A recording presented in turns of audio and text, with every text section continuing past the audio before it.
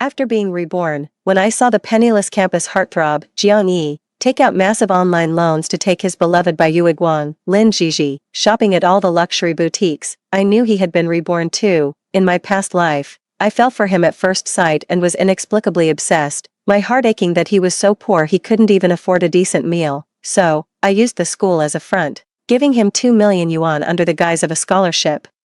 But I never could have imagined that after he used that money to cure Lin Jiji's illness, and with my wholehearted support, he built a successful business, transforming from a destitute student into a rising star of commerce. The very first thing he did was to exploit my trust, gathering hundreds of pages of evidence that could bring my family's company to its knees. In the end, my entire family went bankrupt and ended up homeless on the streets because of my foolish infatuation.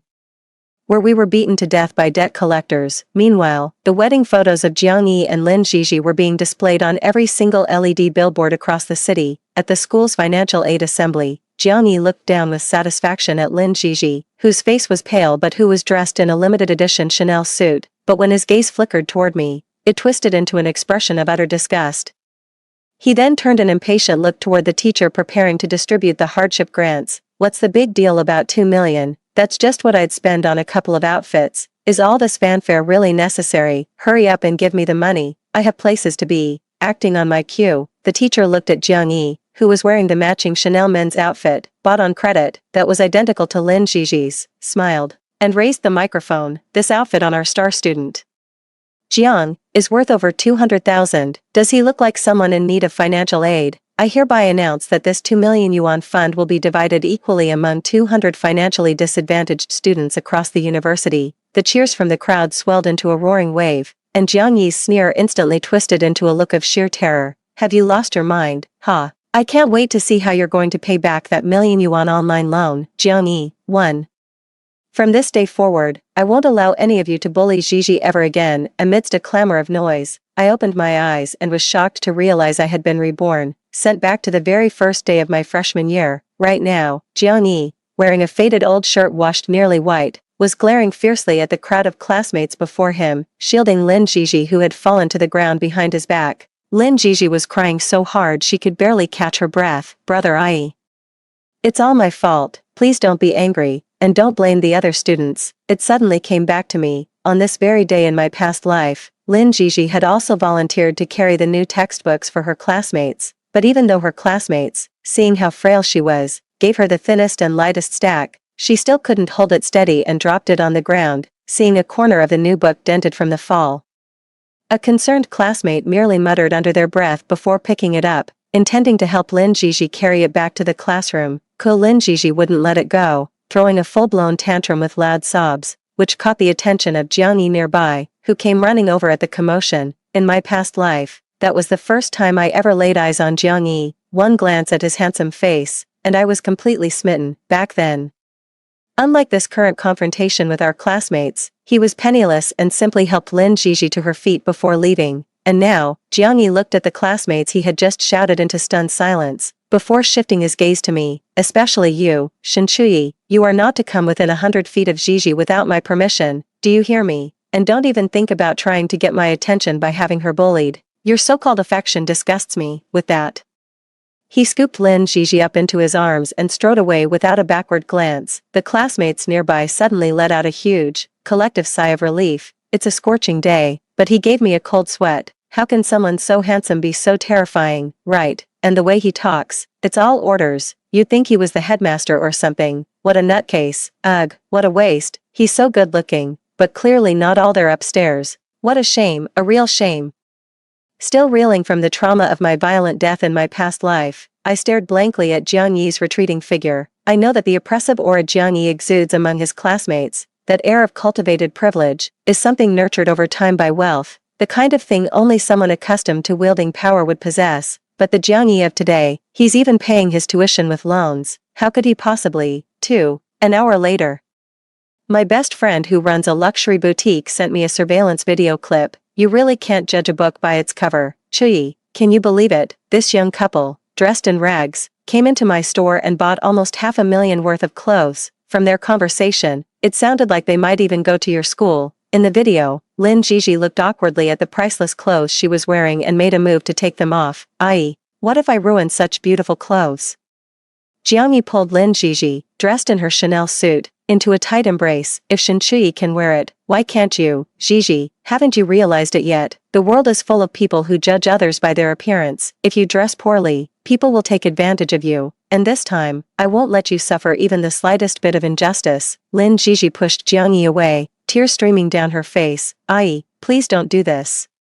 I don't know how much longer I have with this illness. I don't want to be a burden to you. Jiang Yi gently wiped away Lin Jiji's tears. Don't worry, Jiji, tomorrow, I'll contact the best hospital to arrange your heart surgery. I endured the headache and thought for a long time, certain that I hadn't given Jiang Yi a single cent yet, so the money he used to buy clothes for Lin Jiji must have been borrowed. And the reason he dared to do this must be because he has also been reborn. 3. On this day in my past life, I understood Jiang Yi's financial situation the moment I met him. I immediately informed the school to grant him 2 million in financial aid. With the funds coming from me, Jiang Yi had been admitted as the top student in the entire school. To attract more outstanding students, the school approved my approach and promptly decided to hold a funding ceremony to promote the institution. The time was set for that very night. And the money I gave to Jiang Yi would also arrive in his account by evening. So, in my past life, right up until the day I died, Jiang Yi never knew that the first capital that launched his fame and fortune came from me. While my entire family was on the run, hiding from debt collectors, the whole city was broadcasting the video of Jiang Yi proposing to Lin Jiji, dressed in a sharp suit. Jiang Yi had completely forgotten the pitiful state he was in just a few years prior. When he could barely afford a meal, his gaze rested solely, and tenderly, on Lin Jiji. You've suffered all these years. I've cleared away all the dark forces that stood in the way of my love for you, Jiji. From now on, you just focus on being happy. You never have to be afraid of anyone or anything again. It suddenly hit me. Every single day Jiang Yi spent by my side was an act of endurance. My wholehearted, unreserved love was in his eyes.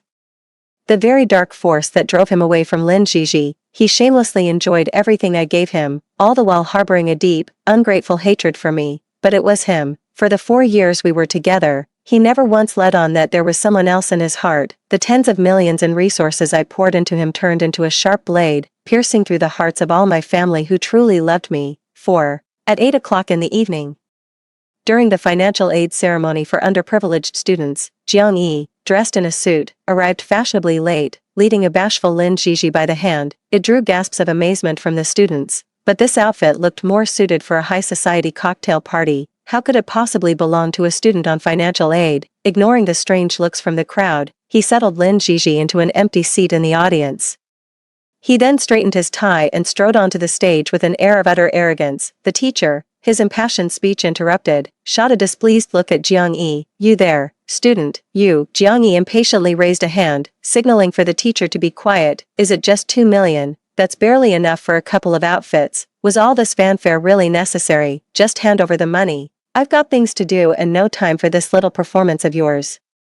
Provoked one too many times, the teacher lost his temper and said bluntly, You must be Jiang Yi, correct? Our investigation shows that your extravagant spending spree at the luxury boutique this afternoon is inconsistent with our school's definition of a financially disadvantaged student. Therefore, after deliberation, the school has decided to revoke your financial aid. The 2 million yuan in funding will be redistributed equally among 200 other students in need. What? The moment the teacher finished speaking, Jiang Yi's face fell, but his loud protest was drowned out by the cheers of his classmates below the stage. The teacher turned and walked off the stage, leaving Jiang Yi standing there alone, stunned. 5. The next day, a friend invited me to hang out at the shop, where I happened to run into Jiang Yi, who was all decked out in a hat and mask, fully geared up to return some items. When our eyes met, Jiang Yi glanced at the luxury boutique owner beside me, with whom I was sharing some pastries. He abruptly tossed the clothes he was holding to the ground and let out a cold snort. Ah, so it was you all along, Shen Shui. Who do you think you are to get the school to revoke my scholarship? Just because you're from the little Shen group, you think you're some kind of princess. I'm warning you, stop using these underhanded tricks to try and win me over. Whatever you've done, you'd better set things right, or else, you'll regret it. With that, Jiang Yi stepped on the clothes he had thrown to the ground and strode out the door with an air of indifference. Oh no, the clothes are ruined. Her best friend, Wang Yanyan, was heartbroken to see her treasured garment destroyed. Is he insane? If he didn't like it, he didn't have to trash it like that. I felt I should warn her. He's probably here to return it. Wang Yanyan was horrified. You can't just return pre-owned luxury goods. And look how he's trampled all over them, oh no. I need to record a video of the clothes right now, and I have to keep a copy of the store's surveillance footage too. I can't let him scam me. 6. I was on guard against everything, but I overlooked the fact that Lin Jiji, who grew up in the orphanage with Jiang Yi, is also a top-tier student in need, so, unsurprisingly, she received 10,000 out of my million-yuan grant. With that money, Jiang Yi temporarily covered his online loan interest payments. He also dressed Lin Jiji up like a little princess, showering her with attention and care. His masterstroke at the scholarship ceremony instantly made Jiang Yi the talk of the school. His line, "What's 2 million, that's just my clothing budget," really struck a chord with everyone. Nearly all his classmates were convinced he was a mysterious, ultra-wealthy heir. In an instant, Lin Jiji became the envy of everyone. But I knew he couldn't hold on for much longer. A few days later, during a class break, Jiang Yi cornered me in the hallway, all traces of his former nonchalance gone from his face. "Where's the money? Why hasn't it been transferred to my account yet?" I just pretended not to understand. "What money?" Jiang Yi said anxiously. "The 2 million yuan bonus from the school, and the 400,000 you and your friend swindled out of me. It's not that I can't afford such expensive clothes, but you have to return them. I absolutely refuse to be ripped off, do you hear me?" I was so exasperated I almost laughed. "That's the school's financial aid grant. If you want it, go ask the school. What does that have to do with me? And as for that 400,000 yuan outfit, did I force you to buy it from my friend's shop?" "You," Jiang Yi stopped abruptly. "You're just twisting words. Forget it, I don't want to argue with you. I've already returned the clothes to your friend, if you don't make her pay me back." "I'm calling the police." I couldn't help but roll my eyes. "Then go ahead and call the police, brother Ai. Why are you standing so close to her?" Jiang Yi turned around and saw Lin Jiji, her lips pouting and tears streaming down her face. His heart ached, his brow furrowed tightly. He quickly put some distance between us. "Jiji, don't overthink it. There's absolutely nothing going on between me and Shen Chuyi." 7. Lin Jiji's tears turned to a smile as she promptly linked arms with Jiang Yi. She shot me a contemptuous look, as if staking her claim. Then, in a deliberately high-pitched, coy voice, she said, "I knew you wouldn't like anyone else. I couldn't be bothered to watch them flaunt their affection, so I turned to leave." But Lin Jiji called out to stop me. "Shen Chuyi, I know you must really like my AE brother too, but I'm the one who grew up with him. Do you have any idea how many memories we share, all the hardships and joys we've been through together since we were kids? I'd advise you not to overestimate yourself. Brother AE's success is all for me. Your family's measly fortune is worthless compared to the achievements he's destined for. So stop fantasizing about him." Seeing the smug look on Lin Jiji's face, I couldn't help but snort with laughter. So, Jiang Yi hadn't just fooled the entire school.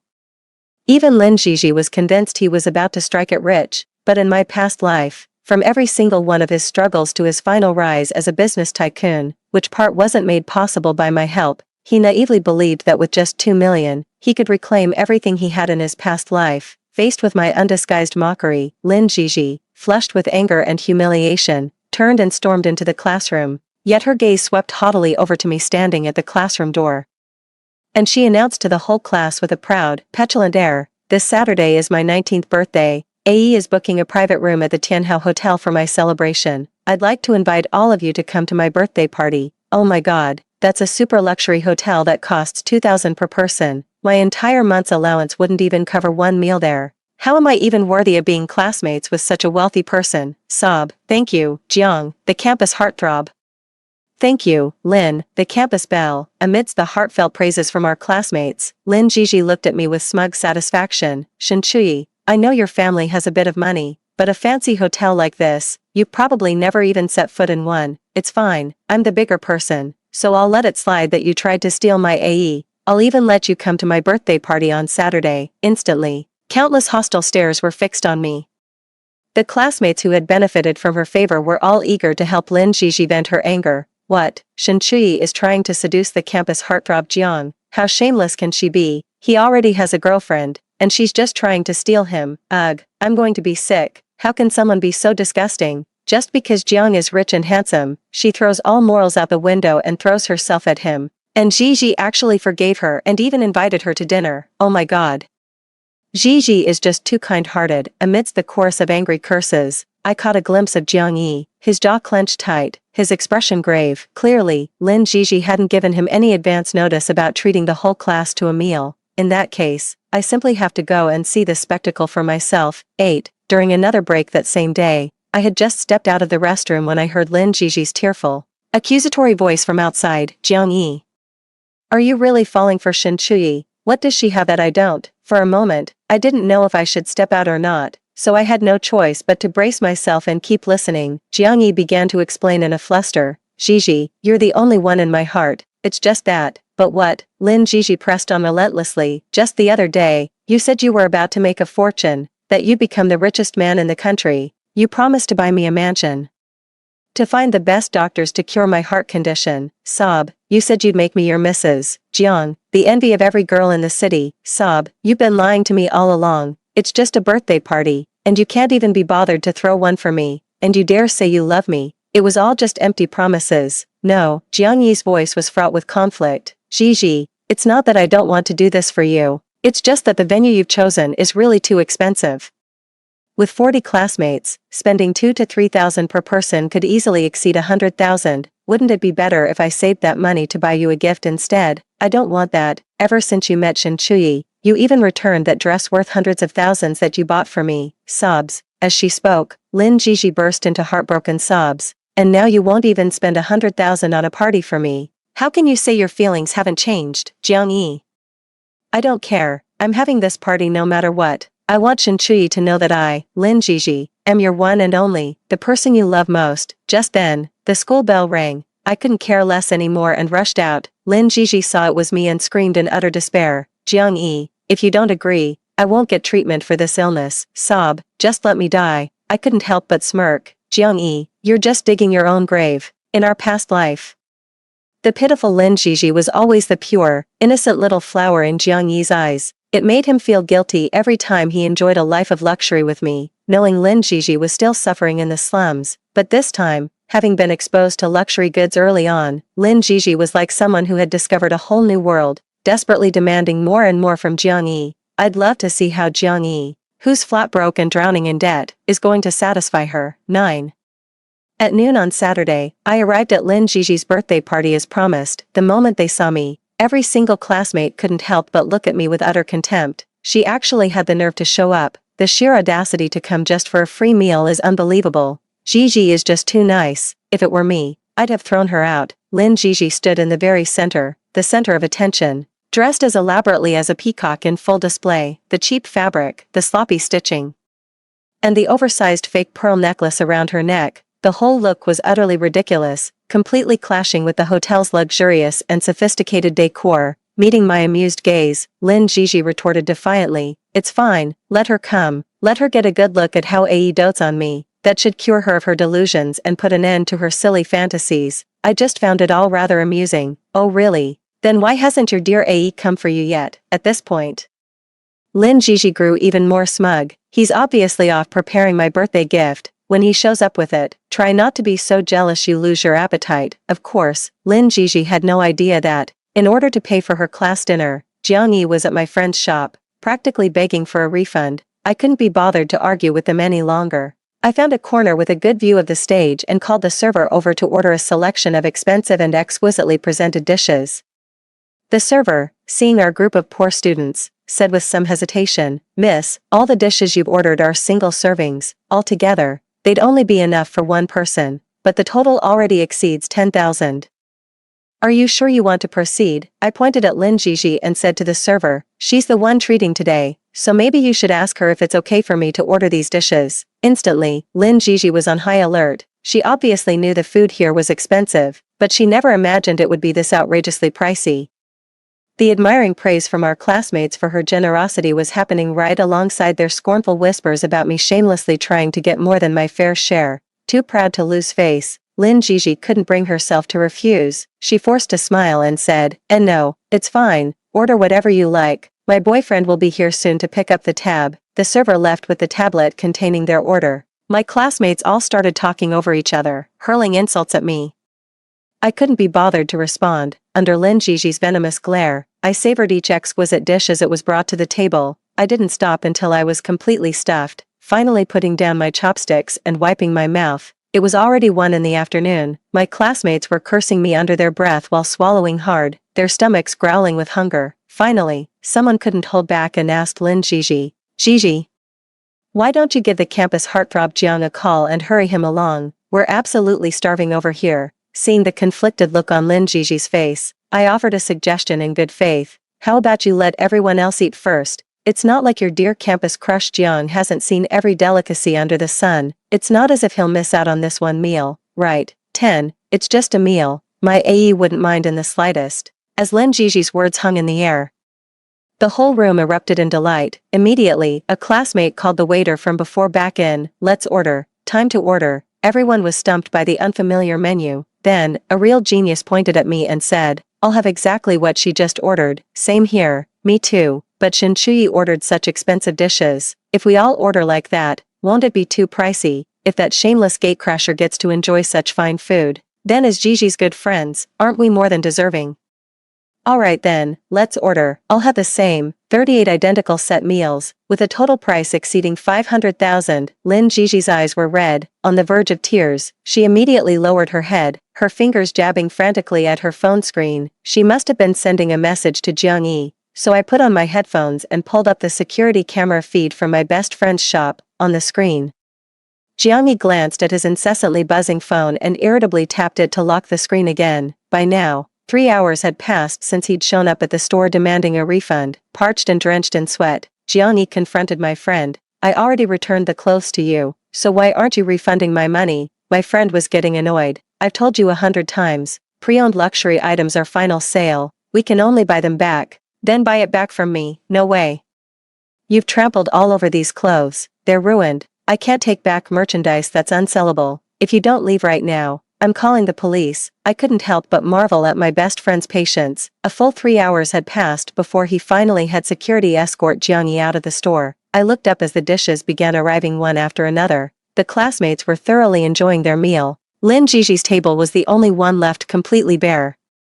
Gone was her earlier haughty air. Now, her eyes were vacant as she mechanically dialed Jiang Yi's number over and over. 11. By the time all the classmates had finished their meal, the private dining room had fallen into an unnatural, heavy silence. Everyone watched Lin Gigi's dark, stormy expression, feeling utterly at a loss for what to do. Even though I was no longer full, I still called the waiter over and ordered an exquisite, expensive dessert. My classmates, who already couldn't stand me, were indignant again. Shen Chuyi has completely redefined my understanding of shamelessness. If she can eat it, why can't we? Let's all order some. Waiter, we'll each have what she's having. And just like that, 38 more portions of the $600 dessert were served. Seeing that things were unfolding exactly as I'd predicted, and having lost interest in the spectacle, I simply called the waiter over. Check, please. Lin Gigi, who had been silent until now, could no longer sit still. She looked up and glared at me furiously. What are you panicking for? Jiang Yi isn't here yet. No one leaves. I laughed. It's already 3 o'clock. He's not coming. The bill for this private room has already run up to several $100,000, and the server has been waiting outside the whole time. The moment she pushed the door open, I saw several security guards discreetly posted outside the room. They were clearly worried a bunch of students couldn't pay and would try to skip out on the bill. Lin Gigi saw the server approaching her, looking as if facing a formidable enemy. I quickly raised my hand and waved. Check, please. Lin Gigi immediately looked at me with a face full of shock, clearly letting out a huge sigh of relief. Yet, she stubbornly chose to stick her neck out and let out a disdainful snort. Oh, you're picking up the tab. Shen Chuyi, have you even calculated how much this meal costs? Can you actually afford it? It's my birthday and you just have to fight to pay the bill, don't you? Way to make it all about you. 12. I gave Lin Gigi a gentle, knowing smile. You're overthinking it. I just noticed you weren't making a move to pay, and I didn't want to wait any longer, so I was just going to settle my own bill. The server looked a bit confused. What do you mean by that, miss? I took out my phone and showed her the payment QR code. Just pay for what I ordered. What anyone else got has nothing to do with me. After paying the $13,000, I picked up my bag and prepared to leave. After I had genuinely paid that hefty sum, almost all the classmates grew extremely uneasy. Someone tentatively asked Lin Gigi, Hey Gigi, I've got something to take care of at home, so I need to head out. Could you cover my share of the bill for now? As soon as those words were spoken, the entire private room erupted into a clamor, with everyone clamoring for Lin Gigi to settle their individual tabs first. After all, only a handful of classmates present could actually afford to pay the bill. let alone whether they were even willing to. The noise was giving Lin Jiji a splitting headache, and she finally shouted, "Shut up, I said it. No one leaves until Jiangyi gets here. If you absolutely must leave, then pay your own bill." Just like Shen Chuyi did, the moment I stepped out of the private room, a sharp-eyed security guard immediately rushed over and stopped the classmates behind me who were trying to leave anyway. The same classmates who had been singing Lin Jiji's praises to the heavens just moments before were now full of complaints about her. "Jiji, you invited us to your birthday party, and we came. You promised to treat us. Since when do guests have to pay the bill?" "Exactly. Don't tell me Jiang University's heartthrob dumped you. Is he refusing to foot the bill anymore? Then what are we supposed to do? This meal costs over 10,000 per person. How on earth am I supposed to afford that?" Lin Jiji couldn't handle such a drastic fall from grace and broke down in tears. "I must be busy with something. He'd never just abandon me. As for you lot, ordering what you can't afford, serves you right. You can pay the bill yourselves. I didn't eat anything today anyway. I'm leaving." The private room door had been shut by security, yet the deafening commotion from inside could still be heard, before she could even make it out of the hotel's main entrance. Lin Jiji was unceremoniously carried out by two security guards. An ambulance was already waiting at the main entrance. Lin Jiji's eyes were tightly shut, her face deathly pale, a picture of agony. I knew it, she was having a heart attack. 13. In our past life, Jiangyi repaid my kindness by wiping out my entire family. There was another crucial reason. Lin Jiji had a heart condition and required a transplant. He had tricked me into a hospital checkup for compatibility testing and discovered my heart was a perfect match. So, after I witnessed my entire family being beaten to death by debt collectors and was left clinging to life myself, Jiangyi had his men kidnap me and take me to a private hospital. Lin Jiji looked at my bruised and battered face with disgust, then cooed to Jiangyi in a petulant tone, "Brother Ae, how could you find someone so ugly for me? What if I become ugly too after using her heart?" Jiangyi patiently soothed her. "That won't happen, Jiji. Her injuries are only superficial. The heart is perfectly intact. I promise, once you're better, I'll take you to see all the most beautiful sights in the world." And just like that, the doctor arranged by Jiangyi carved out my heart, a sacrifice to buy Lin Jiji a lifetime of safety. Just as I was about to leave the hotel, a staff member stopped me. "Hello there, young lady. Could you contact the family of the student who fainted?" I shook my head. "She's an orphan." The staff member looked at me with pity, clearly having seen the severity of Lin Jiji's condition. They knew that without money, this young life was most likely beyond saving. I didn't say anything more. I just took out my phone and quietly ordered 2 bodyguards for myself. 14. When I got home, I found our class group chat was blowing up. It was just a bunch of classmates, upset about having to pay. Venting their frustrations at Lin Jiji and Jiangyi, I muted the chat, took a long, hot bath, and slept straight through until the next morning. I just got to the classroom. I noticed the atmosphere was heavy, and all my classmates looked worried. Some of the students who live in Rongqing even had injuries on their faces, clearly having been beaten up. It wasn't hard to figure out from the messages in the group chat yesterday. They practically had to call home for money to settle the bill before they could leave the hotel, a meal costing over 10 grand. No wonder they got beaten up. Noticing the undisguised amusement in my eyes, a classmate asked me plaintively, "Shen Chuyi, did you already know that Lin Jiji and Jiangyi weren't going to pay? What else do you know?" I waved my hands, quickly trying to distance myself. "Don't talk nonsense, I don't know anything." I had just taken my seat when a dark figure suddenly rushed up to me. Jiangyi's eyes were bloodshot, with dark circles beneath them, as he collapsed against my desk. "Shen Chuyi, you're going to be the death of Jiji. How can you have the nerve to sit here, attending class like nothing's wrong? Get to the hospital with me, now." 15. With that, Jiangyi reached out to pull me up. I forcefully shook off his hand, exhausted from a sleepless night. Jiangyi stumbled and fell to the ground. Then roared at me, "I wasn't here yesterday. What on earth did you do to Jiji? Why did she have a sudden heart attack? The doctor said she'll die without surgery." Before anyone could speak, a classmate objected. "Yesterday, Shen Chuyi just paid for her own meal. She didn't do anything. Lin Jiji was perfectly fine yesterday. How could she be dying today?" "Jiangyi, are you just making up excuses to skip out on the bill?" "I'm not buying it. Jiangyi, pay up now. Do you have any idea how badly my dad beat me last night because you ditched the check? My backside is still sore." Anxious to save Lin Jiji, Jiangyi had no patience for their bickering. "Why should I pay for your meal? Shen Chuyi, are you coming to the hospital with me or not?" Watching Jiangyi's frantic state, I slowly uttered 2 words, "I'm not going." Jiangyi broke down, yanking at his hair and stamping his foot hard. "Ah, Shen Chuyi, When did you become so cruel? That was a living, breathing person, I laughed. So, Jiang-yi, what exactly do you want me to do at the hospital? Jiang-yi answered without a moment's hesitation. Gigi is at the hospital waiting for emergency treatment. It's going to cost a fortune. Go and pay the bill now. Why should I? You? Jiang-yi was stunned, but unfortunately, he couldn't quite explain why. After a long pause, he finally managed to blurt out, "Don't you like me?" At this point, the obstinate Jiang-yi seemed to regain his confidence in an instant, his voice suddenly rising. "Shen-Chuyi, you claim to be madly in love with me, don't you? Then prove your sincerity. If you can save Gigi, maybe I'll consider being with you." "Get lost, Jiang-yi, who said I liked you?" I cut him off before he could finish, and he glared at me, furious and humiliated. I explained patiently, "I may have money, but I'm not a sucker. I don't care if Lin Gigi is really sick or faking it.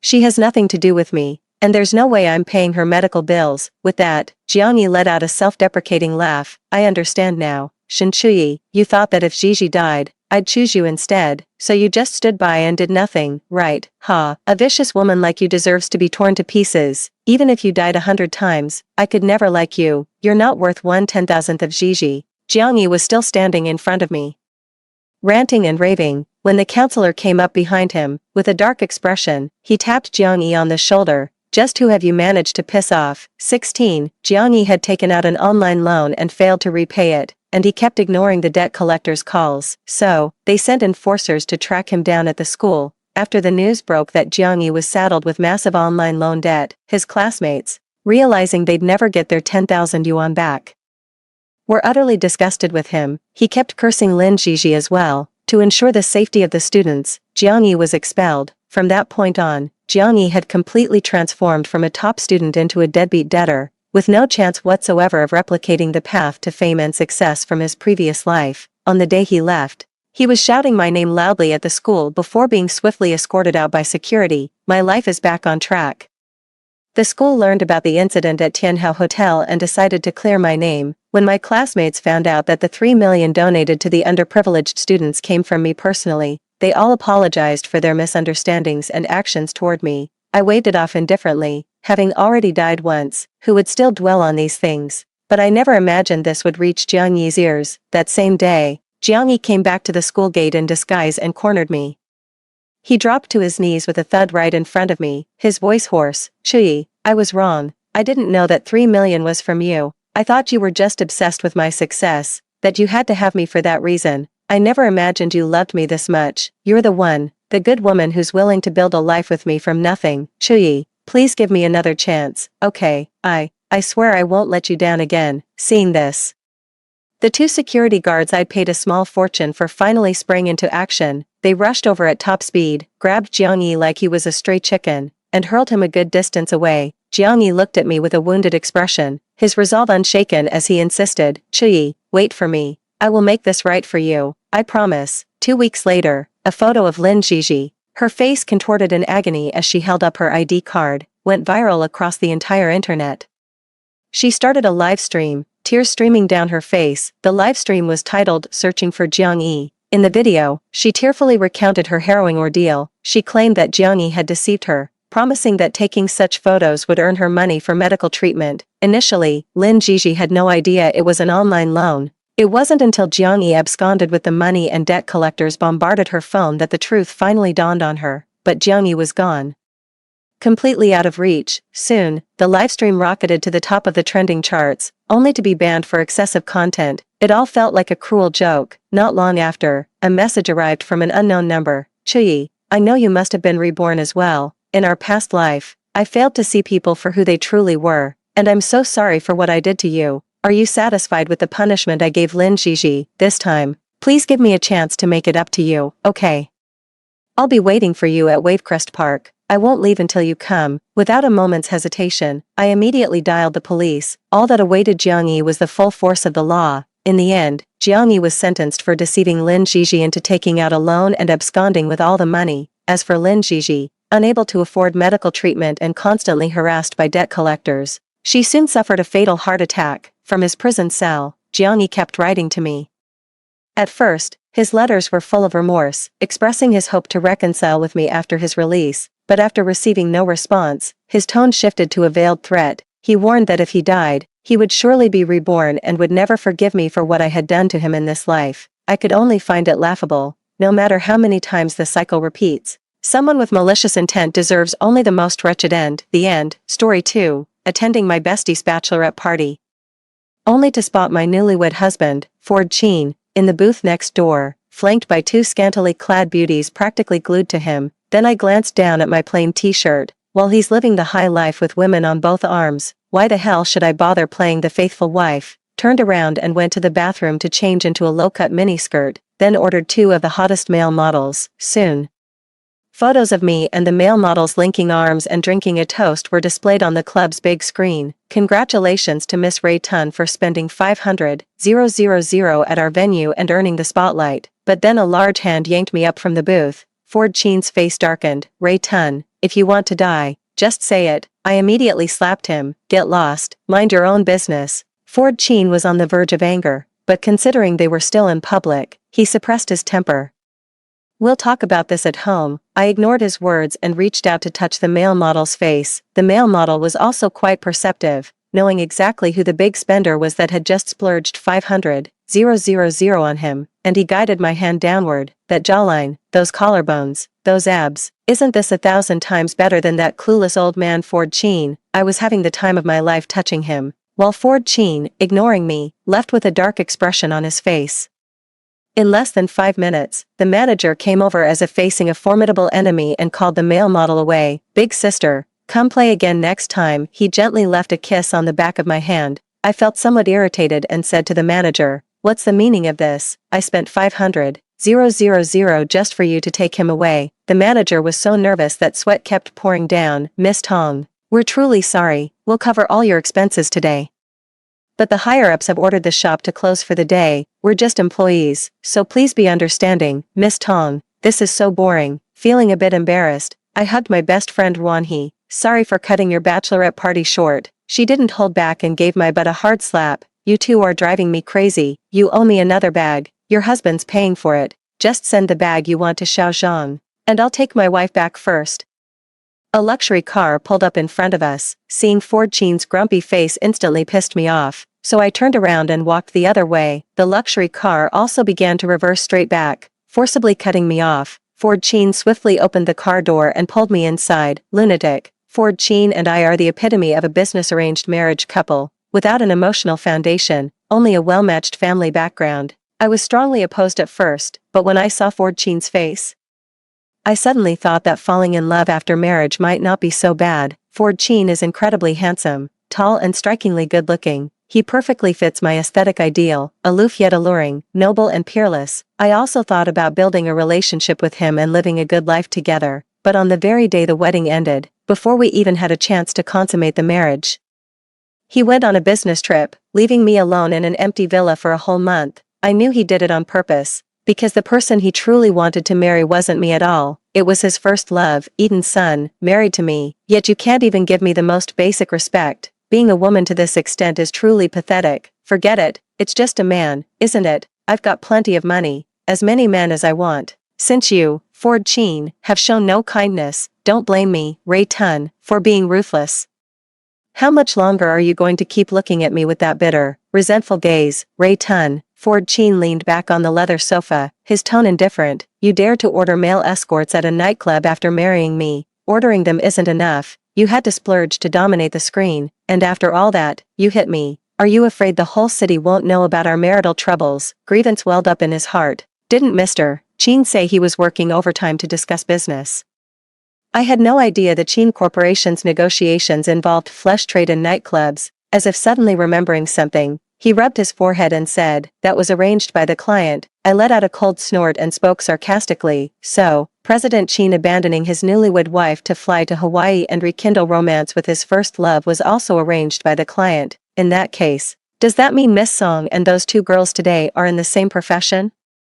A chilling glint flashed in Ford Sheen's eyes, cold enough to terrify. Ray Tun, shut up. Eden's son was Ford Sheen's Achilles heel. No matter how much I usually stirred up trouble, even slapping him in public wouldn't provoke such anger. But the mere mention of Eden's son would instantly make him change his expression. Ford Sheen coldly got up and left. I grabbed a throw pillow and hurled it at him. Get out, the farther, the better. Tears, however, involuntarily trickled down my cheeks.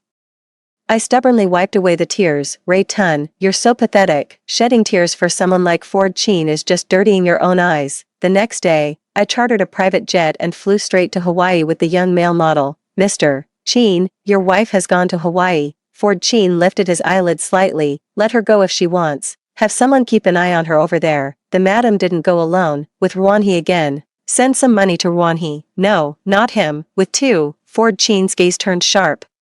Two what? Two waterfowl of the order Anseriformes, family Anatidae, genus Anas, speak human language, two ducks, azure waters, blue skies, coconut groves casting shadows, with warm sea breezes carrying salty moisture. It couldn't be more delightful. I'm lying on a beach chair in my bikini and sunglasses, with one younger brother feeding me watermelon and the other helping take photos. What a heavenly day this is. No wonder Ford Chin, who always values his reputation the most, would rather endure gossip and bring Eden's son here for a vacation to relax, splurging a fortune just to make a beauty smile. Ford Chin, you sure know how to have fun. After filling my belly with a luxurious seafood feast, I happily flipped through the beautiful photos in the camera. Reaching the room door, the two younger brothers showed no intention of leaving. Your rooms are next door. Didn't I give you the key cards? One of them took my hand and placed it on his lean chest muscles, giving me a seductive look. Aren't you scared sleeping alone at night, sis? I swallowed hard and pushed him away. Get some rest early, see you tomorrow. Then quickly slipped back into the room. After washing up, boldly updated today's photos on social media, scrolled through all the apps but still felt utterly bored, feeling empty inside. Once, I also tried cooking the raw rice first to make it edible. Doesn't everyone say that affection grows with time? That day, I picked the sexiest outfit from the styles Ruanhee recommended, determined to conquer Ford Chin in one strike. After he turned off the lights, I sneaked into his room and, with lightning speed that even thunder couldn't catch up to, dived under his blanket, locking eyes with him. What do you want to do? I wrapped my arms around his neck. Leave a descendant for the Tong family. Ford Chin tried to push me away, and I took the opportunity to wrap my legs around his waist. I refused to believe that a fair-skinned, beautiful, long-legged, and sexy woman throwing herself at him wouldn't shake his composure. Ray Tun, have you had enough of your tantrum? Ford Chin pried my legs apart, swiftly got out of bed, and straightened the clothes I had rumpled. His eyes filled only with indifference and detachment. At this thought, my heart uncontrollably began to ache again, and breathing became difficult. I will never forget the way he looked at me. Even though I am his lawful wife, in that case, they could have simply chosen a different marriage candidate from the start. Because of Eden's son's existence, no matter who he was facing, Ford Chin would have acted this way. It was just before dawn when I finally managed to fall asleep, only to faintly hear a beep as someone swiped open the room door. Seeing how lightly I was dressed, Ford Chin didn't let anyone else come in. I couldn't even open my eyes, just asking groggily, "Who is it?" Ford Chin strode in with his long legs and sat upright on the sofa, watching me struggle against sleep. He sneered coldly, "With your level of vigilance, you still dare to travel abroad alone. You're really lucky to be alive." I bolted upright, trying to process the current situation. "What are you here for?" She flung her phone in front of me. "Tong family heiress slaps husband in nightclub. Charters flight with male models for overseas vacation the next day." Well, it's not wrong. A city headlines.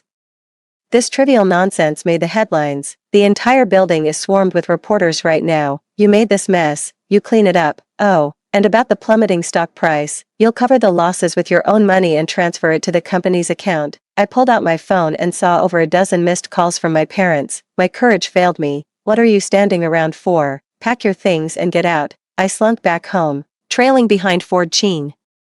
My mother beamed as she pulled Ford Chin inside. "Xiao Chin, you're back. Come in, have a seat." Then she shot me a glare. I shrugged guiltily. At the dinner table, anyone who didn't know better would think Ford Chin was their son. The happy family of three made me seem like an outsider. Ford Chin's scandal has died down now. I think we should host a cocktail party. If you and Ray Tun make a joint appearance, then the rumors will naturally be dispelled. Dad's thought it through carefully. I have no objections. I just don't know if Ray Tun would be willing. As he spoke, he subtly gestured toward the side of his face I'd slapped. "Damn green tea bitch, Ray Tun, I'm warning you, if you keep messing around with those shady things outside again, I'll disown you as my daughter." After scolding me, she immediately put on a smiling face and said to Ford Chin, "Xiao Chin, our Ray has really been troubling you." "No trouble at all, Dad, it's what I should do." Ford Sheen subtly raised an eyebrow at me with a triumphant smile. All right.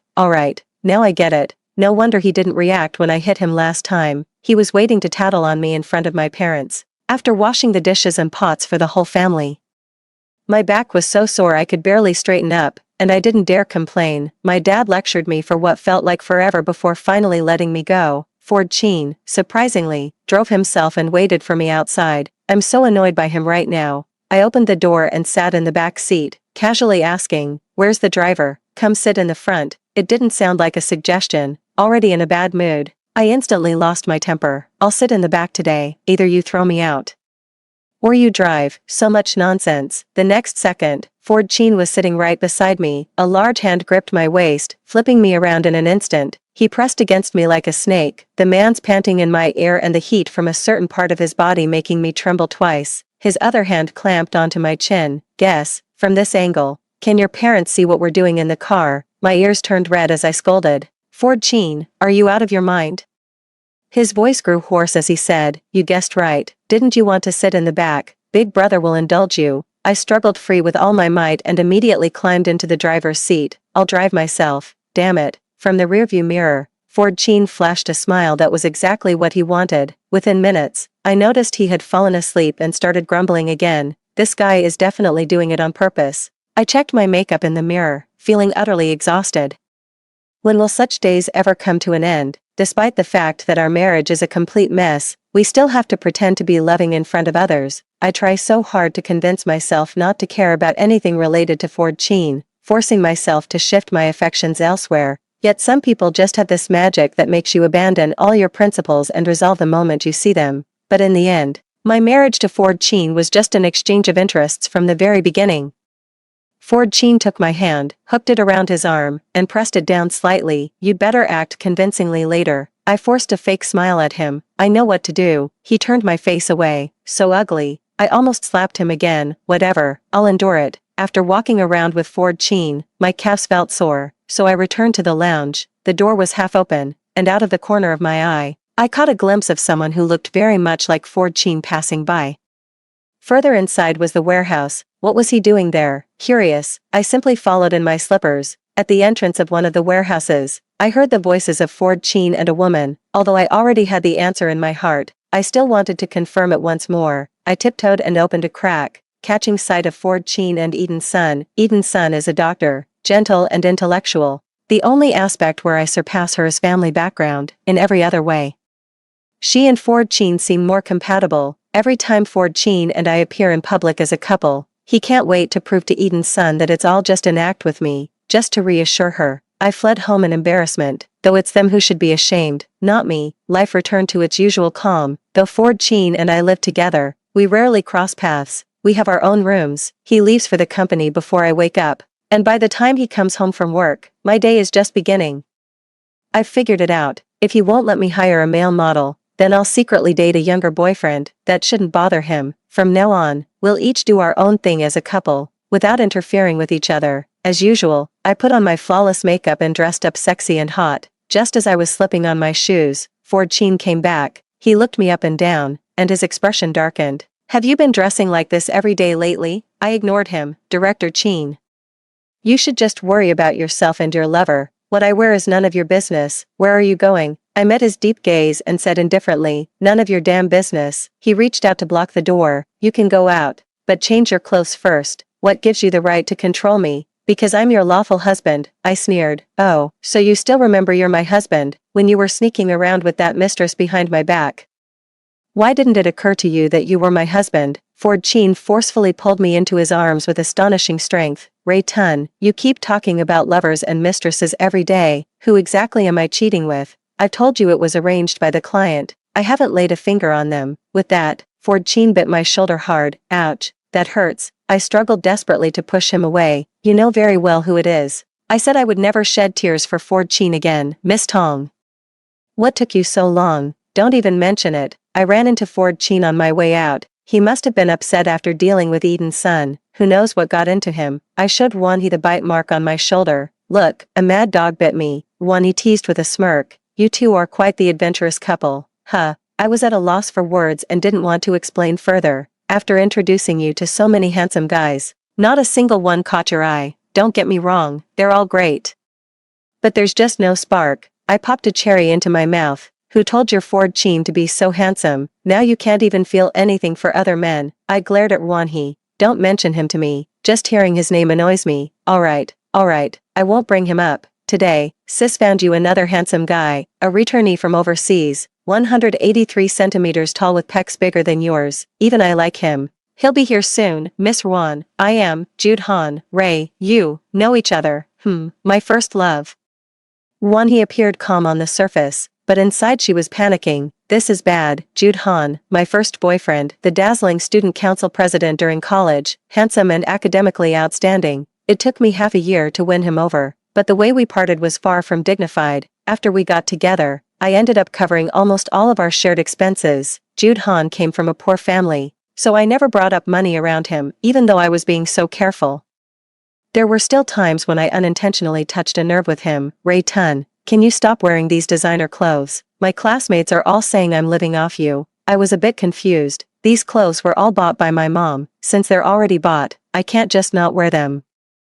Besides, if you want to dispel the rumors, prove with your actions that you're not living off me instead of nitpicking my outfits. I knew it. You rich people always look down on us poor folks deep down. Let's break up. Me. After graduation, I went to study in Europe with the financial support of a wealthy woman. I was truly heartbroken for a long time back then. After all, it was someone I had genuinely loved. Never thought I'd run into them again under such circumstances today. Jude Han hasn't changed much, with facial features that have even become more refined, but that unique youthful vigor was gone, replaced by a turbid look in his eyes. Why did you come back to the country? He forced a bitter smile. It's a long story. Are you free tonight? Let me treat you to dinner. I instinctively wanted to refuse, but remembering the mad dog at home, I agreed. Jude Han took me to our favorite barbecue spot from college days. The interior had been completely renovated. Bearing no resemblance to its former self, the meat had also been replaced with water-injected pork, utterly flavorless. Jude Han pointed at the bite mark on my shoulder and asked casually, "So this is?" I pouted my lips. "Nothing. Just got bitten by a dog." His tone became somewhat cautious. "Are you in love?" "Am I in love? Not really. At most, Ford Chin and I are just business partners," I replied. Not really." Jude Han visibly relaxed and started putting meat into my bowl. "Let's use serving chopsticks instead." Jude Han froze for a moment, and I instinctively felt the urge to apologize. During our time together, I often ended up apologizing for such trivial matters, and it always took ages to coax him out of his anger. But he naturally took the serving chopsticks and dumped the meat from my bowl into the trash. It was my oversight. "I'll grill some more for you." I re-added Jude Han's contact information. When I got home, the lights in Ford Chin's room were already off. I finished washing up and was about to go to bed when I received a message from Jude Han. "Ray, I'd like to invite you to visit my company. Of course, only if you're willing. Take your time to think about it before replying. Good night, sweet dreams." I feel like Jude Han has changed a lot, yet somehow remains the same. I figured since I had nothing better to do, I might as well follow Jude Han to his company over the weekend. The company isn't particularly large, but it's well organized. Jude Han is a minor shareholder, but their company is technology-focused with promising growth prospects. Moreover, I noticed one of their current products in development seems quite suitable for Tongshire. I'll mention a potential collaboration to Ford Chin later. President Han. President Chin from the Chin Group is here. What? President Ford Chin? In person? What? How could I run into him here? You go ahead with the business talk. I'll take my leave first." Hearing that I was about to leave, Jude Han suddenly became anxious. "It's fine, you can come with me. I'll just say you're an employee of our company. That might not be appropriate. This isn't something to joke about. I heard President Chin is quite easygoing. It'll be fine." I couldn't resist Jude Han and was dragged into the meeting room by him. Ford Chin sat in the center, dressed in a suit and tie, sitting upright with that same pretentious demeanor. I kept my head down to avoid making eye contact with him. "Hello, President Chin. I'm Jude Han. This is our company employee, Ray Tun. You can just call her Xiao Tong." I say. In this situation, there's no need to introduce me separately. Ford Chin suddenly became interested, staring at me with amusement. "Little Tong, so you're working here now. You know each other." "Not really." I quickly distanced myself. "What's the matter? Does being my personal secretary make Miss Tong feel ashamed, in our line of work?" Some unsatisfied thrill-seekers hire personal secretaries, handling work matters by day and warming the boss's bed by night. it's an open secret, a sensitive profession. If there weren't outsiders present right now, I'd really like to hurl every curse word I know at Ford Sheen. A woman's reputation is very important. Ray would never do such things, so please watch your words, Mr. Sheen. Ray, what's your relationship with her to call her that? Ford Sheen's expression was extremely unpleasant. I'm really fed up. Does he have a mental problem? He doesn't love me but enjoys putting on a show of caring about me in front of others. President Sheen, this doesn't seem to be any of your business, does it? Seeing that Jude Han was about to cave under the pressure, I was just about to step in and explain when Jude Han directly confronted Ford Sheen instead. Ford Sheen pulled out a red booklet from his pocket, unfolded it, and spread it out in front of Jude Han. Tell me, does this concern me or not? Carrying a marriage certificate around, absolutely insane. Jude Han stared in disbelief at the bright red marriage certificate before him, a bitter smile creeping onto his lips. Ray, you're married. No matter what I say now, it's wrong. Several times I wanted to speak but held back. Jude Han walked out of the office. Ford Sheen grabbed my wrist, and I struggled hard but couldn't break free. I can walk by myself. Ford Sheen, let go of me. A hurt look flashed in his eyes, but it quickly turned resolute. Ray Tun, if you try to shake off my hand again, I can make this company disappear instantly. Do you believe me? I fell silent because I knew Ford Sheen wasn't joking. The atmosphere remained tense throughout the journey, and neither of us spoke again. To the company, Ford Sheen commanded coldly. Home, I immediately retorted. He glanced at me sideways, and remembering what he had just said, I had no choice but to fall silent. But Ford Sheen kept a firm grip on my hand, walking ahead at a brisk pace. There weren't many people in the company over the weekend, but every single one was drawn to look at me and Ford Sheen. Ford Sheen's face was dark with anger, so they didn't dare to stare too long. Instead, they all silently picked up their phones, fingers flying across the screens. Ford Sheen led me all the way to his office and casually drew the curtains. He almost forcibly pinned me down onto his chair, gripped my chin, and fiercely sucked the air from my lungs, a kiss that was utterly chaotic. Even bordering on irrational, far from comfortable, it was more like a contest of wills between us. Emotions surged, and at some point, tears fell onto the back of someone's hand cradling my chin. Only then did Ford Sheen slowly release me from his grasp. The ferocity in his eyes hadn't completely faded as he lifted me and pinned me against the chair. Gripping my chin, he whispered in my ear, "Open your eyes and see. I am your husband. We are bound by shared interests."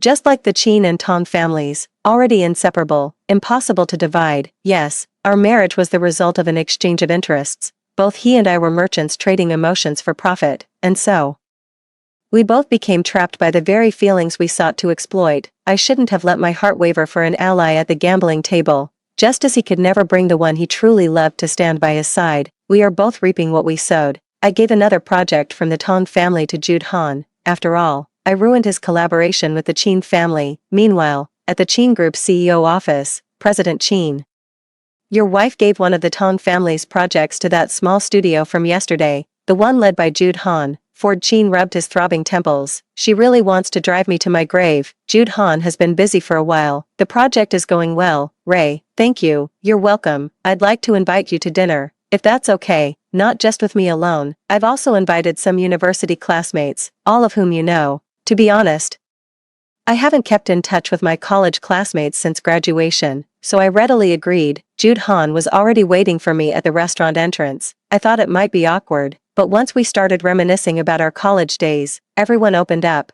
We clinked glasses whenever the conversation got lively, and drink after drink, I started feeling a bit lightheaded. Remember that time we played mahjong all night and bought breakfast at 6 a.m. to eat by the seaside? The sunrise that day was truly breathtaking. I remember. Of course I remember. Everyone chimed in with enthusiastic responses. I raised my glass. Come on, let's have a toast. Jude Han snatched my glass. Everyone, Ray Tun won't drink anymore. I'll drink for her. I got angry, swaying unsteadily as I grabbed the glass back from Jude Han. No, I want to drink. I'm happy. Why does everyone want to control me? In the end, everyone had drunk their fill. Some were pouring out drinks. Others were already asleep, but perhaps the grievances and sorrow pent up inside me for too long. I kept pouring alcohol into my stomach relentlessly. Jude Han moved all the wine bottles away from me. I slammed the table and stood up abruptly. Jude Han, you, ugh. After vomiting several times until everything went dark, my stomach felt much better, though my head was still spinning. Jude Han draped my arm over his shoulder. Just like before. Ford Sheen, you bastard, you're already married to me.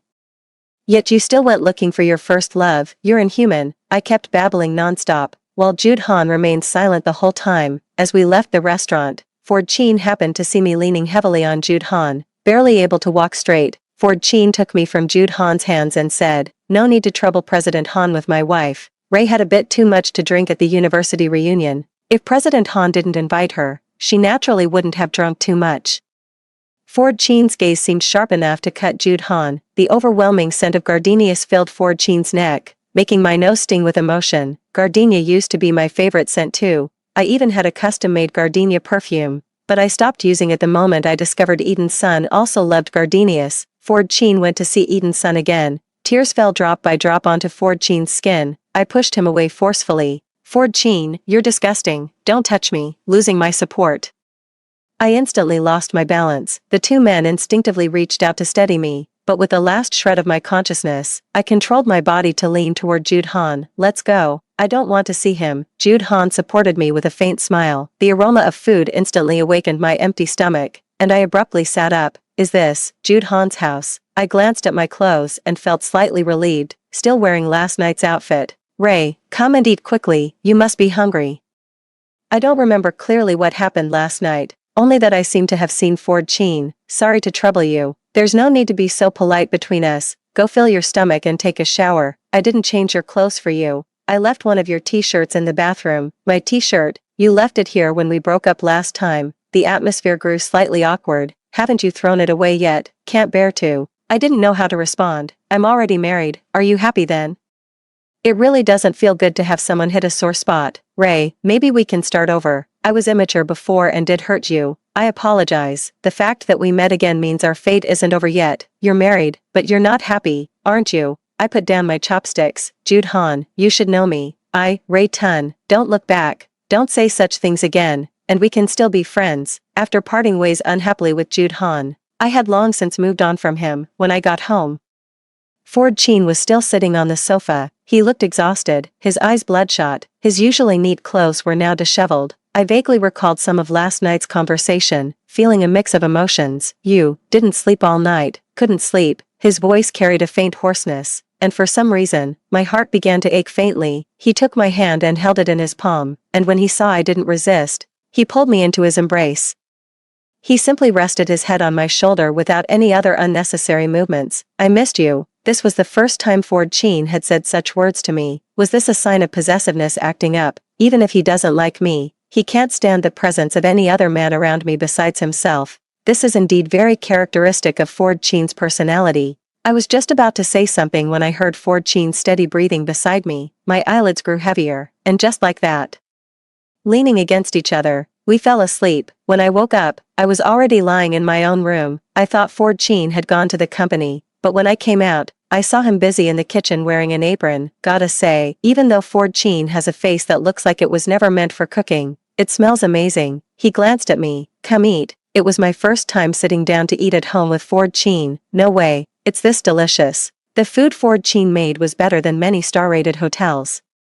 And most importantly, it perfectly suited my taste. I wolfed down the rice and finished every last bit of the dishes. This was absolutely the most satisfying meal I've had in months. I rubbed my full belly contentedly, while Ford Chin's face was filled with a doting smile. But the moment our eyes met, he quickly looked away. What's going on? Could it be that he actually has a crush on me? Shaking off the absurd thought, I said to Ford Chin, "It was delicious. Make it for me again next time."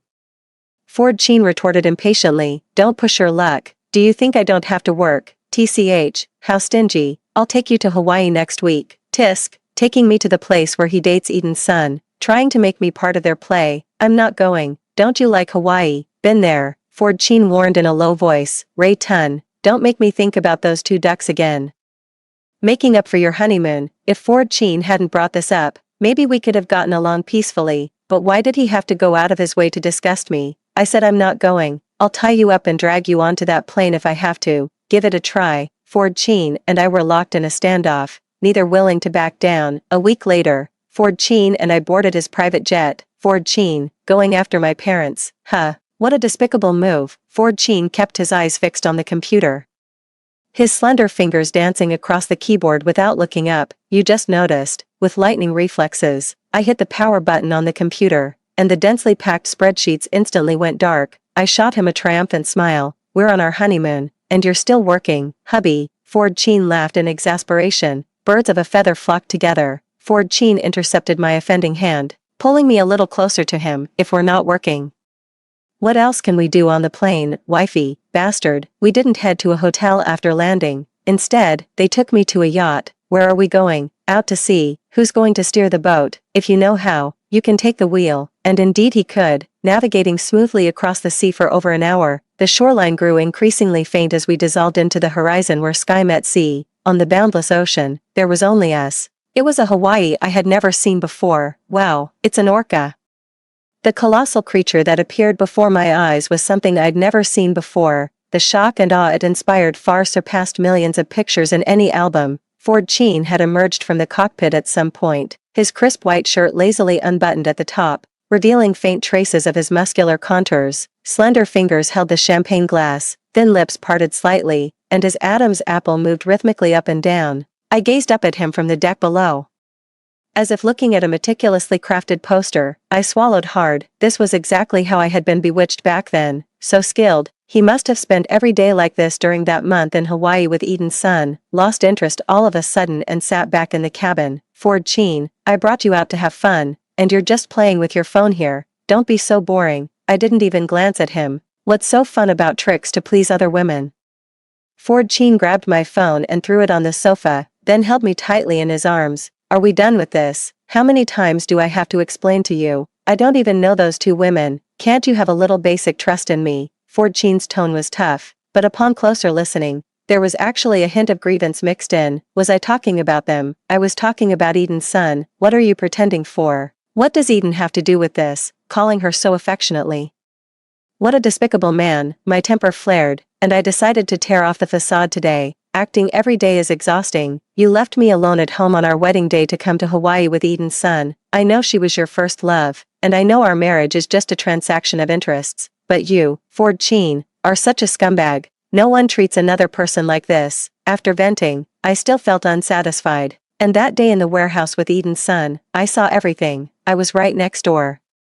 Couldn't you two wait? I kept telling myself it's fine if we each do our own thing. But why, you hypocrite? Do you keep interfering in my life over and over again, giving me the illusion that you care, making me feel like a lunatic torn apart by emotions? I've had enough. I blurted out everything I wanted to say in one breath, only then realizing I was already in tears. There were two conflicting emotions in Ford Cheen's eyes, heartache and helplessness.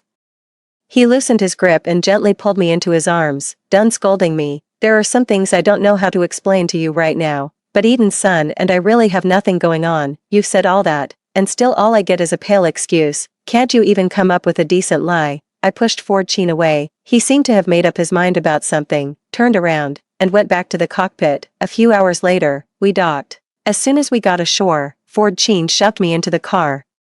When I asked where we were going, he refused to answer. What's this, a hospital? Ford Cheen took my hand and led me to an office on the third floor, next to a photo of Eden's son on the door. It was clearly written, Eden's son, neurology. Before I could react, Ford Cheen guided me inside. Ray, Dr. Eden's son, dressed in a white coat, ignored Ford Cheen beside him and greeted me with a smile. Did Ford Cheen mention me to her? For some reason, seeing Eden's son gave me an inexplicable sense of familiarity.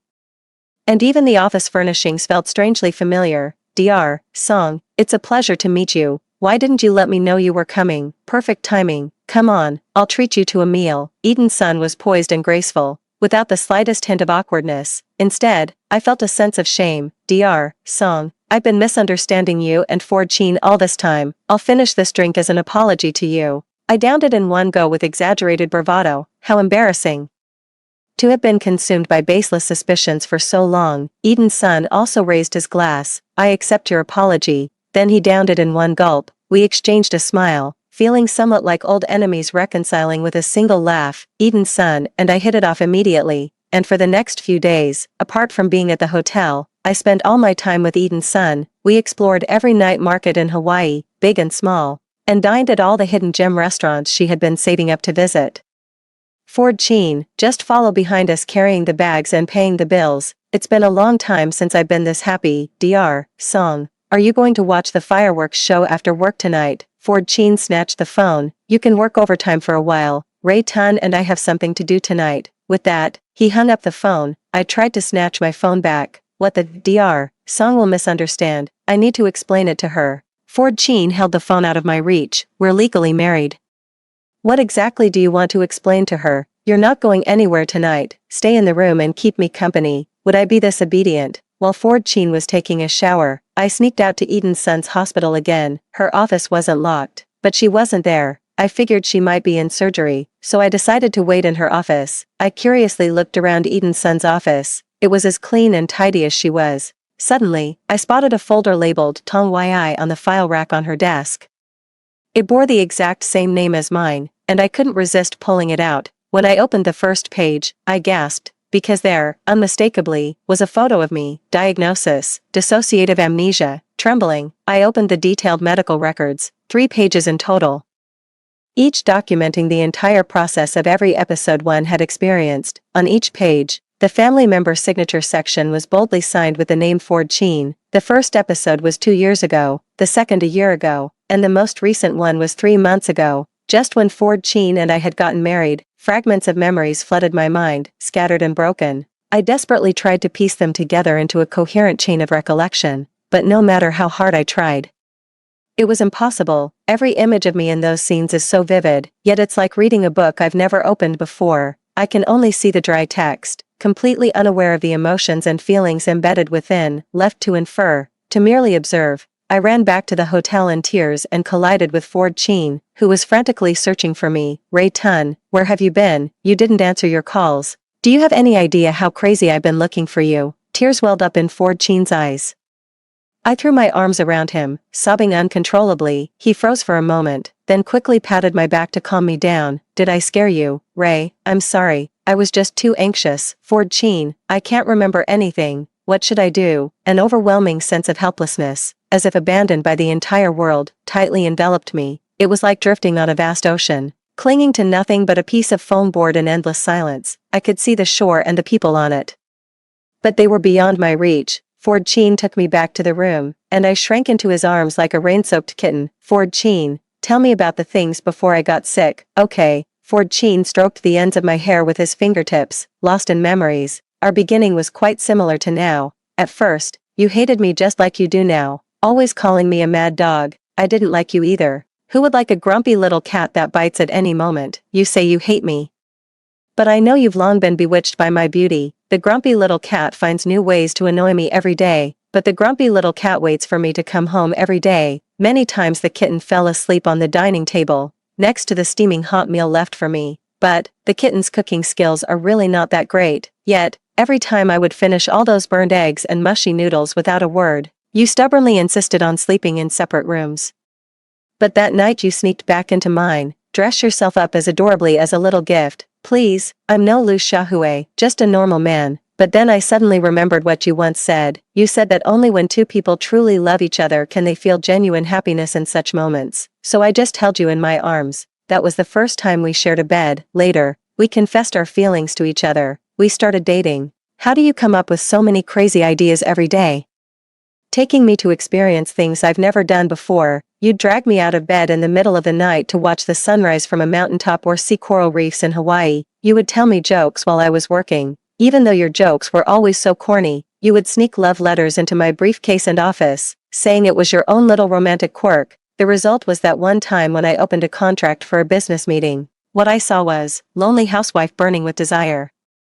Husband not home tonight. Ford Chin, wanna hook up? You were so vibrant, so full of life, instantly brightened my dull and rigid life, made me feel like the over 20 years of my life before falling in love with you were all lived in vain. 2 years ago, a construction project under the Chin Group encountered issues. The project manager and the contractor absconded with the funds together. The company's cash flow was cut off and unable to pay salaries, leading to worker protests. That day, they ambushed near our house, planning to kill me under the cover of darkness, but the little cat, appearing from nowhere, rushed out and stood in front of me, taking the blow meant for me. That was the first time you lost your memory. I took you to every hospital, but the doctors could do nothing. I remembered that Eden's son was a renowned neurologist in the country, so I brought you to Hawaii to see her. For the past 2 years, she has been treating you. which is why you feel so familiar with her at first sight. She's really quite impressive. The time it takes for you to regain your memory is getting shorter and shorter. Only occasionally, you lose your memory again. Every time you forget me, I get to know you all over again and make you fall in love with me once more. Last time, you remembered while I was cooking for you. On the day I married you, I didn't mean to leave you behind. I had an emotional breakdown, and I blamed myself. If you had never met me, you wouldn't have suffered like this. I couldn't let my bad emotions affect your recovery, so I came to Hawaii, reminiscing about every little moment we shared together. That time you saw me with Eden's son in the warehouse was because there was a new research finding abroad that might help with your condition, and she came back specifically to tell me about it. The care you felt from me was all real. I just didn't dare to show it too obviously. I was afraid any misstep might affect your recovery. As I listened to the past between Ford Sheen and me, those scenes flashed through my mind like a revolving lantern, but I still couldn't accept them as my own memories. I desperately tried to remember something, but it seemed futile, since effort is useless. Then let nature take its course. Ford Sheen, let's go to the sea to see the corals. Ford Sheen said that I was the one who taught him how to dive. I'm pretty impressive. As the sun set in the west, Ford Sheen and I lay on the deck, gazing at the golden sunset. I also caught a whiff of gardenia fragrance on Dr. Son that day. That was a year ago, when you regained your memory and gave it to her yourself. Miss, is that so? I don't remember. Hee hee. Recalling all the harsh words I'd said about Ford Sheen, I shyly smiled and buried myself in his embrace. At some point, the cold and distant feeling I used to have when looking at Ford Sheen had disappeared. His features remained stern, but his eyes always held infinite tenderness when gazing at me. I planted a kiss on his eyelid, then came countless kisses in response, as if suppressed for too long. Every kiss from Ford Sheen carried a strong sense of possession. Breaths grew hotter, and occasional muffled moans were swallowed between them. Ray Tun, if you hire male models again next time, I really won't let you off. I left his lips. You really hold a grudge. The waves surged, ceaselessly pounding against the hull, rocking and swaying. Exhaustion came time and again until the rising sun once again painted the distant sky red. Only then did we close our eyes in each other's arms. A few months later, Ford Sheen was helping my mom peel garlic in the kitchen. Xiao Sheen, how has Ray been treating you lately?